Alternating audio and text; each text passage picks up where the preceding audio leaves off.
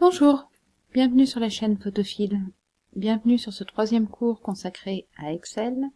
On a vu précédemment comment faire des calculs simples en combinant des opérateurs comme le moins, plus, multiplier, diviser, éventuellement avec des parenthèses.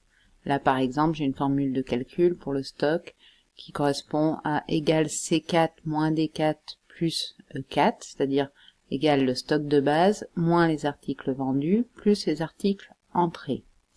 On a comme ça, voilà, des formules à chaque fois qu'on va retrouver ici dans la barre de formules.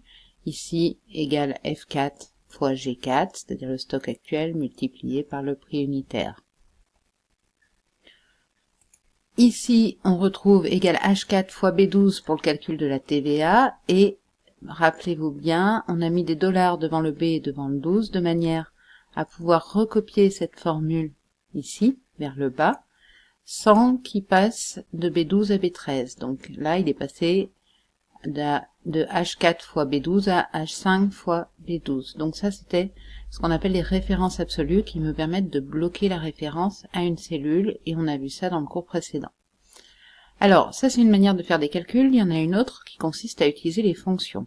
Les fonctions, il y en a énormément dans Excel. On va voir pour l'instant uniquement les fonctions standards, les fonctions de base, et puis on verra dans les autres cours ensuite les fonctions avancées comme les recherches, les conditionnels et ainsi de suite.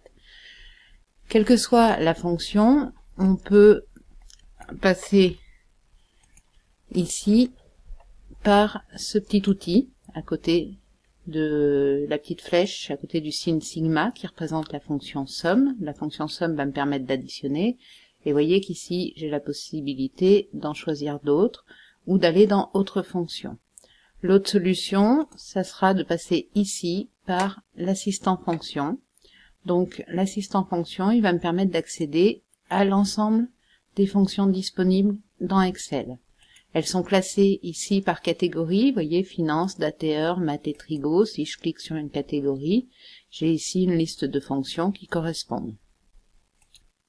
Si je veux voir toutes les fonctions disponibles, je vais aller sur tous, et pour chaque fonction, on a une description ici de à quoi sert cette fonction.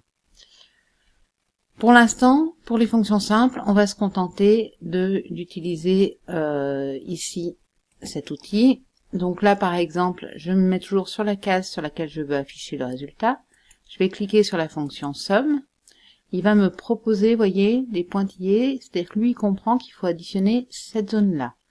Là, ça me convient, mais si ce n'était pas le cas, ce serait à moi de faire un cliquer-glisser sur la zone que je veux additionner.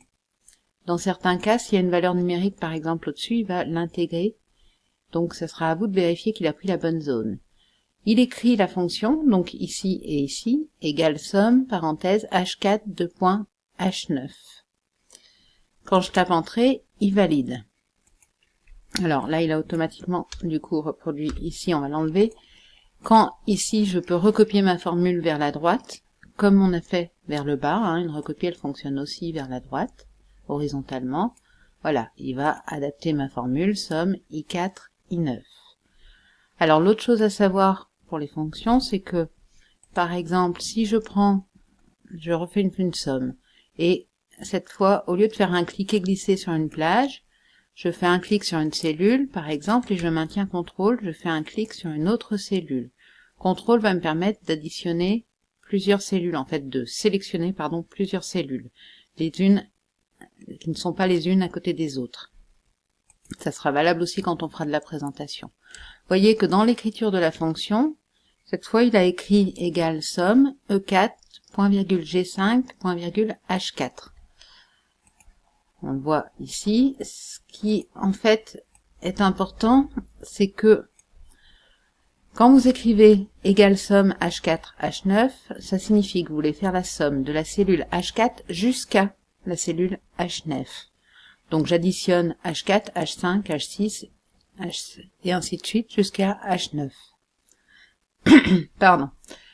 Si par contre vous mettez des points-virgules, égale somme H4, point-virgule H9, j'additionne uniquement le contenu de la cellule H4 et de la cellule H9. Donc encore une fois à la souris, je peux faire ça en prenant la cellule H4, je maintiens contrôle et je prends H9. Lui, il écrit égale somme H4, point virgule, H9. Notez aussi que vous pouvez très bien le taper à la main directement toute la fonction. Dans ces cas-là, quand vous tapez à la main, il faut être juste vigilant sur la syntaxe, c'est-à-dire ne pas faire d'erreur dans l'écriture de la fonction. Si j'écris égale somme, donc bien avec 2 M, H4, point virgule, H9, je peux le faire en minuscule. Voilà, le résultat est le même. Donc même chose ici dans l'exemple, égale somme H4, point virgule, I4, 2 points, I9, J4, 2 points, J9, ça veut dire que j'additionne la case H4, la plage de cellules de I4 jusqu'à I9 et la plage de cellules de J4 jusqu'à J9. Donc j'additionne 3 zones différentes, une cellule toute seule et 2 plages de cellules. Ça, c'est une fonction, la fonction somme, qui a besoin d'un argument. L'argument, c'est ce que vous mettez entre parenthèses. Il peut y en avoir un, quand c'est comme ça, il y en a qu'un. S'il y a des points-virgules, il y en a plusieurs. L'argument, en fait, ça correspond, c'est ce que vous donnez, entre guillemets, à manger à la fonction pour que elle puisse travailler. Si, par exemple, je veux faire une moyenne ici, j'ai un prix unitaire moyen, je vais me mettre dans cette cellule-là, je clique ici sur moyenne, et je vais sélectionner la moyenne donc des prix unitaires, c'est-à-dire cette zone-là, par cliquer glisser, je clique au milieu de la cellule, je descends. Voilà, moyenne G4, G9. L'argument, c'est la plage G4, G9. Je lui demande de faire la moyenne de cette plage. Là, il me donne le résultat. On verra après dans les formats comment enlever les décimales, réduire le nombre de décimales.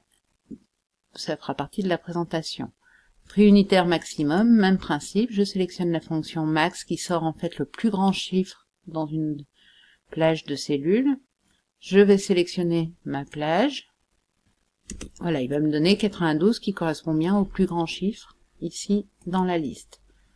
Minimum, même principe. Voilà, 15. Et nombre de références d'articles, c'est une fonction qui s'appelle NB, qui va permettre de compter en fait le nombre de cellules qui contiennent du numérique. Là, je vais me baser par exemple sur les numéros d'articles, la référence des articles. NB à 4 à 9, il va compter 6. Si j'avais inclus ici la cellule A3 qui contient le texte, il aurait compté aussi 6 parce qu'il ne tient compte que des cellules qui contiennent des chiffres. Alors ça c'est vraiment des formules standards, moyenne, maximum, minimum, NB, la fonction NB, et ce sont des formules qui peuvent être utiles dans plein de cas, y compris en combinaison avec d'autres formules plus complexes qu'on verra par la suite. Donc c'est pour ça que dès le départ, il faut maîtriser ces formules. Vous voyez que dans la manœuvre, il n'y a rien de bien compliqué. Ici, je veux la date du jour. Alors pour ça, j'ai une fonction qui s'appelle aujourd'hui, je l'ai écrit ici, égale aujourd'hui, et vous voyez qu'elle a des parenthèses et il n'y a rien dedans. C'est une fonction en fait qui n'a pas besoin d'arguments, c'est-à-dire qu'on n'a pas à lui donner une information. Alors là, je peux par exemple la taper, égale aujourd'hui, je tape mes parenthèses et je tape entrée. Voilà, il va me sortir la date du jour et il la remettra à jour à chaque ouverture de mon document. Donc j'aurais pu aussi la trouver ici dans autre fonction, si je la supprime ce que je viens de faire. Donc autre fonction, voilà, je retombe sur cet assistant fonction et ici dans la catégorie tous, je vais prendre aujourd'hui. Ici voilà, j'ai la description, renvoie la date du jour au format de date. Cette fonction ne possède pas d'argument, c'est-à-dire que voilà, j'ai pas besoin d'informations et je dis OK pour obtenir le même résultat. Alors, on verra, là on est vraiment sur des fonctions simples. On verra des fonctions beaucoup plus complexes par la suite et très utiles, en particulier les conditionnels des recherches, comme je mentionnais tout à l'heure, les fonctions de base de données aussi.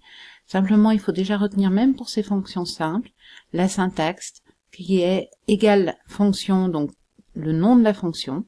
Si vous l'écrivez à la main, il faut vraiment pas faire d'erreur dedans, sinon ça fonctionnera pas. Et ensuite, la liste des arguments, c'est-à-dire ce que vous donnez comme information à la fonction, que vous allez séparer à chaque fois par des points-virgules. Donc certaines fonctions n'ont pas d'argument, comme la fonction aujourd'hui. Certaines fonctions, comme la fonction sum, peuvent avoir un argument, comme ici, 2 ou 3 ou plus, séparés toujours par des points-virgules. Et certaines fonctions auront un nombre défini d'arguments, c'est-à-dire que ça sera par exemple 3 arguments, pas 4, pas 2.